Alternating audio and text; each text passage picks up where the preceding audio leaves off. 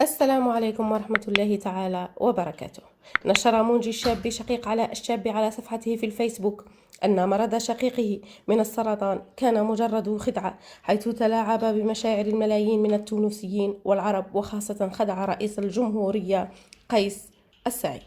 كما أن شقيقة سامي الفهري نشرت فيديو تشتم فيه علاء الشاب وتقول عليه أنه منافق وكذاب، ولكن سرعان ما جاءها الرد من قبل عبد الرزاق الشابي، حيث يقول: لم يريد أن تكون مثل هذه المشاكل البسيطة أن تفتن بين العائلتين، لأن تجمعهم محبة كبيرة وعشرة سنين. كما أن علاء الشابي يرد على منتقديه ويقول لهم: الله سوف يحاسب كل من ظلمني.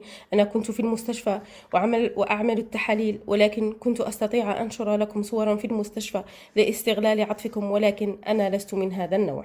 أما بالنسبة لمن أراد لي هذا المشهد فأقول له: لن تحلم بهذا اليوم، وسوف أظل أحارب لآخر نفس في حياتي، لأني إنسان لدي شخصية قوية ولدي أصدقاء وزوجة مهتمة بي في الأوقات الحرجة. ففي هذه المواقف الصعبة تعرف من هو صديقك ومن هو عدوك.